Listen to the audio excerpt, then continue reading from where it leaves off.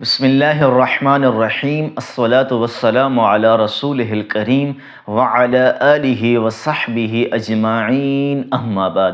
سامعین گرامی قدر، محترم بھائیوں اور دوستوں، روافض صحابہ کرام پر ان گنت قسم کے اعتراضات کرتے رہتے ہیں، سیاق و سباق سے روایات اٹھا کر لے آتے ہیں، قرآن مجید کی آیات بھی سیاق و سباق سے اٹھا کر پیش کرتے ہیں۔ کبھی حضرت ابوبکر پر اعتراض، کبھی حضرت عمر پر اعتراض، کبھی حضرت عثمان پر اعتراض، اور کبھی جمیع صحابہ کرام پر اعتراض کرتے ہیں، چند ایک کو چھوڑ کر۔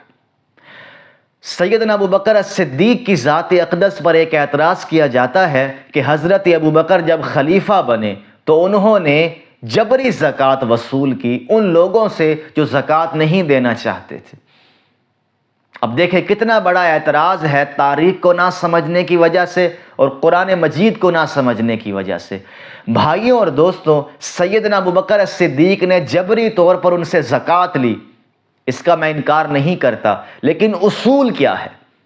وہ کون سے لوگ ہیں جن کے خلاف قتال کیا گیا ہے؟ ان کا کیا صرف یہی جرم تھا کہ وہ زکوٰۃ نہیں دے رہے؟ ہرگز نہیں۔ قرآن مجید نے پوری تاریخ بیان کی ہے۔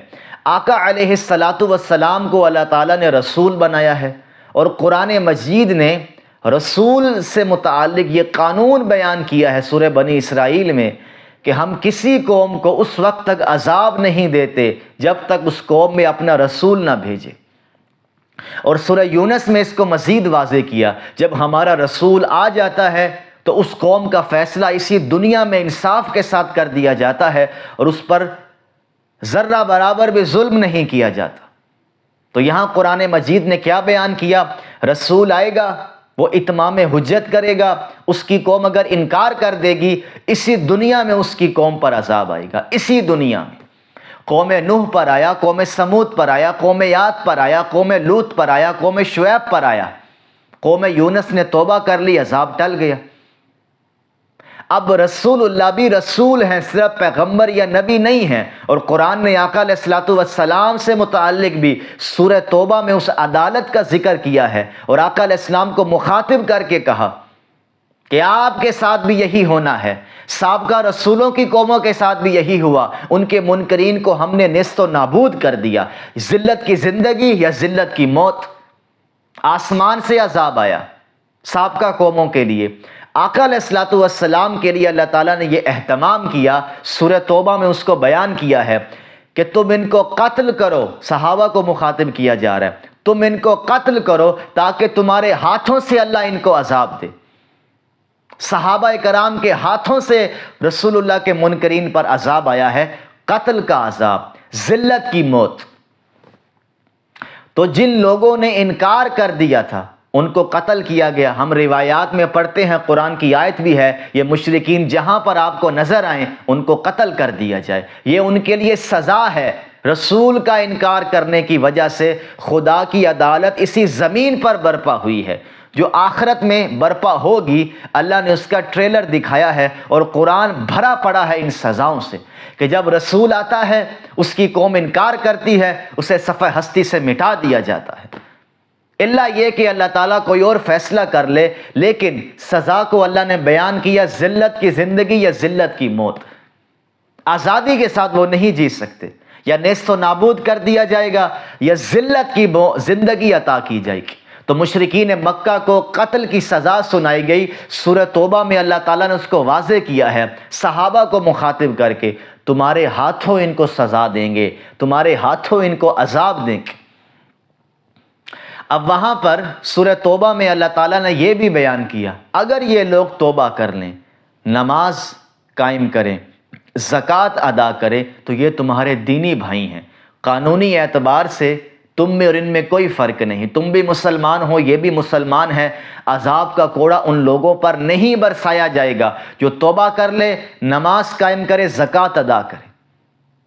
اب حضرت ابوبکر جب خلیفہ بنے تو وہی لوگ جو فتح مکہ پر مسلمان ہوئے تھے، جن کی جان بخشی گئی تھی، جن کو نہیں قتل کیا گیا تھا، انہوں نے توبہ کر لی، اور قرآن نے کیا کہا؟ توبہ کر لیں، نماز قائم کرے، زکوٰۃ ادا کرے۔ صدیقی دور میں انہی لوگوں نے زکوٰۃ کا انکار کر دیا کہ ہم زکوٰۃ نہیں دیں گے۔ تو حضرت ابو بکر نے اسی آیت کو سامنے رکھتے ہوئے ان کے ساتھ قتال کیا ہے کہ یہ اپنے بات سے پھر گئے ہیں، ان کے لیے موت کی سزا تھی، انہوں نے اپنے آپ کو اس موت کی سزا سے بچانے کے لیے محمد الرسول اللہ کی رسالت کا اقرار کیا ہے، اور آج یہ اس بات سے پھر رہے ہیں کہ اللہ تعالیٰ نے وہاں پر جو شرط بیان کی ہے کہ توبہ، خالی توبہ نہیں، نماز قائم کریں گے، زکوٰۃ ادا کریں گے، اب یہ زکوٰۃ دینے سے انکار کر رہے ہیں، اس لحاظ سے انہوں نے عہد کی پاسداری نہیں کی،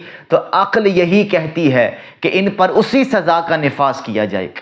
تو حضرت ابو بکر نے قرآنی حکم پورا کیا ہے۔ یا تو آپ اس آیت کا مطلب سمجھا دیں کہ وہاں پر عذاب دینے سے مراد کیا ہے کہ صحابہ کے ہاتھوں اللہ عذاب دے گا، فَإِن تَابُوا، اگر یہ توبہ کر لیں، نماز قائم کرے، زکوٰۃ ادا کرے، یہ تمہارے دینی بھائی ہیں، یہ کن سے کہا جا رہا ہے؟ اور اگر رسول اللہ کی وفات کے بعد صدیقی دور میں یا فاروقی دور میں وہی لوگ جو فتح مکہ پر مسلمان ہوئے تھے، انہوں نے عہد کی پاسداری اس وقت کی تھی ظاہری طور پر، صدیقی دور میں یا فاروقی دور میں انہوں نے عہد کو توڑ دیا، تو وہ سزا دوبارہ ان پر لوٹائی جائے گی، چونکہ قرآن کہہ رہا ہے توبہ کی شرائط پوری نہیں ہوئی، اور یہ بات انہی سے متعلق ہے جن پر اتمام حجت ہوا ہے، جنہیں مہلت دی گئی تھی، جن کے عذر کو اللہ تعالیٰ نے مہلت کے پیریڈ میں قبول کیا کہ جو عذر پیش کرتے ہیں کرتے جائیں، ایک وقت آئے گا کہ ہم مہلت ختم کر دیں گے اور عذاب کا کوڑا برسا دیں گے۔ اسے قانون اتمام حجت کہتے ہیں، قرآن اس کو تفصیل سے بیان کر رہا ہے۔ تو حضرت ابو بکر نے وہی سزا ان پر نافذ کی ہے کہ انہوں نے اپنی جان بچائی تھی، ورنہ مار دیے جاتے۔ انہوں نے اپنی جان بچائی تھی کلمہ پڑھ کے۔ اب یہ کلمہ تو پڑھ رہے ہیں لیکن زکوٰۃ نہیں دے رہے، اور سورہ توبہ میں شرط بیان ہوئی ہے اگر یہ توبہ کریں، نماز قائم کریں، زکوٰۃ ادا کریں تو پھر یہ تمہارے دینی بھائی ہیں۔ اب انہوں نے زکوٰۃ کا انکار کر دیا، ایک شرط اٹھ گئی ہے، لہٰذا ان پر بھی اسی سزا کا نفاذ کیا جائے گا جو باقی مشرکین پر کیا گیا ہے۔ تو یہ حضرت ابو بکر کے اس اقدام کی توجیہ ہے جو قرآن مجید سے بالکل واضح ہے۔ اللہ تعالی ہم سب کو عمل کی توفیق عطا فرمائے، سمجھ عطا فرمائے دین کی۔ وما علینا الا البلاغ۔